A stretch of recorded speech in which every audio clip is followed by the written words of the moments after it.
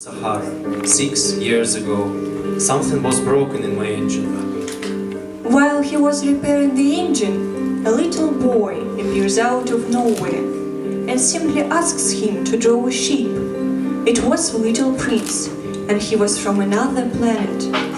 The two immediately hit it off and become good friends. The little prince lives on an asteroid named B612, which is as big as a house.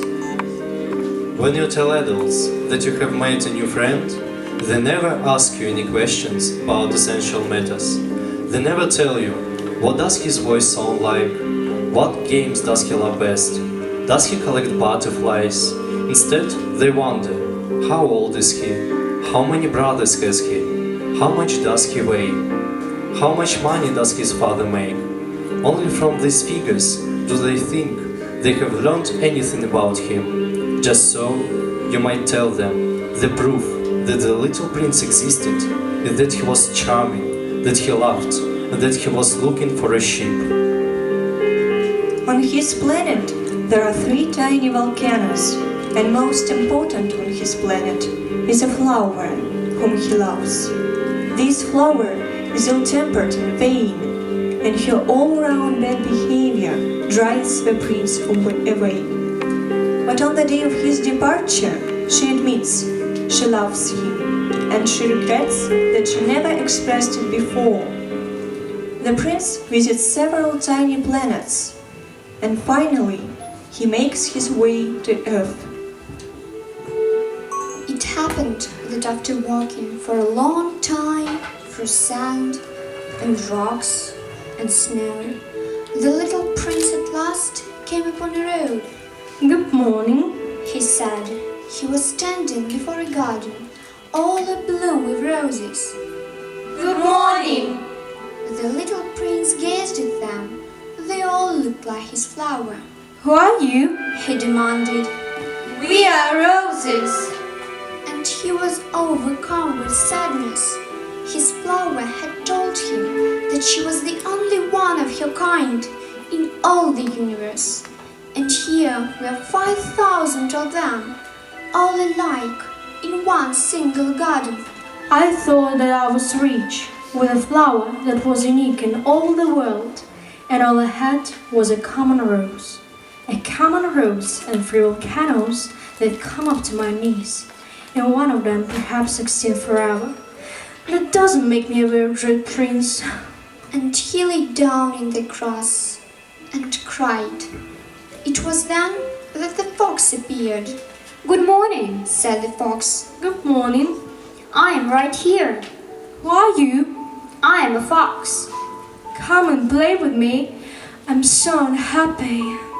I cannot play with you. I am not tamed. What does it mean? Tame. It is an act too often neglected. It means to establish ties. To establish ties? Just that. To me, you are still nothing more than a little boy who is just like 100,000 other little boys. And I have no need of you. And you, on your part, have no need of me. To you, I am nothing more than a fox, like 100,000 other foxes. But if you tame me, then we shall need each other. To me, you will be unique in all the world. To you, I shall be unique in all the world.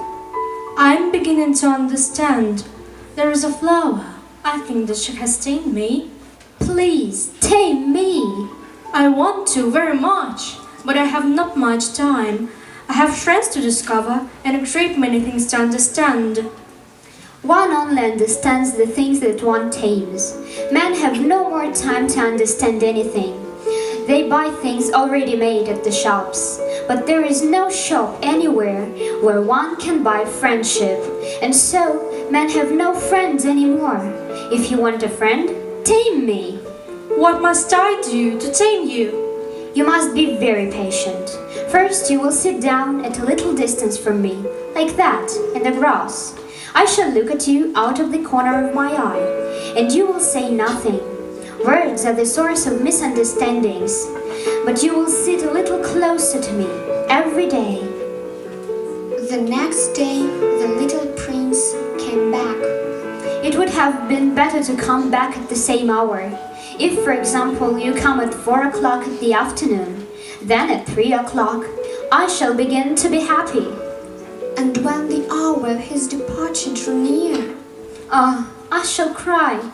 It's your own fault. I never wished you any sort of harm, but you wanted me to tame you. Yes, that is so. But now you're going to try. Yes, that is so. Then it has done you no good at all.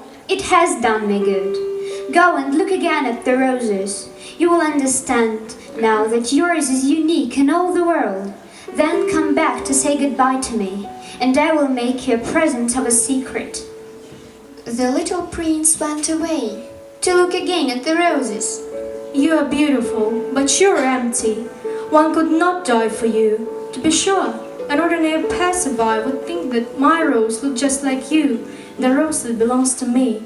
But in herself alone, she is more important than all the hundreds of other roses, because she is my rose. And he went back to meet the fox. Goodbye.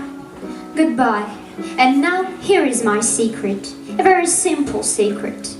It is only with the heart that one can see rightly. What is essential is invisible to the eye. What is essential is invisible to the eye. The little prince repeated, so that he would be sure to remember.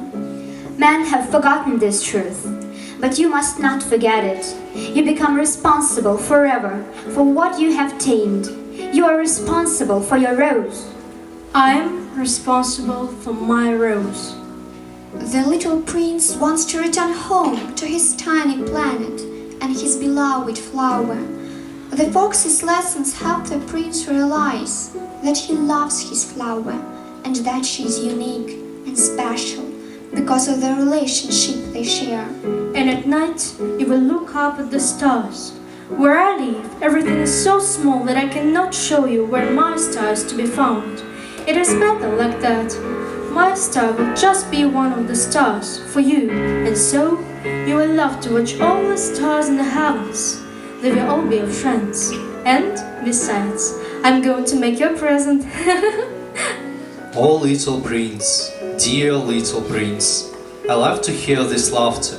That is my present. Just that. It will be as it was when we drank the water. What are you trying to say? All men have the stars, but they are not the same things for different people. For some who are travelers, the stars are guides. For others, they are no more than little lights in the sky. For others who are scholars, they are problems. For my businessmen, they were wealth. But all these stars are silent. You alone, will have stars as no one else has them. What are you trying to say? In one of the stars I shall be living, in one of them I shall be laughing, and so it will be as if all the stars were laughing when you look at the sky at night. You alone, will have stars that can laugh. The little prince went back home after he let a poisonous snake bite him. The aviator, who finished repairing his plane, leaves the desert too.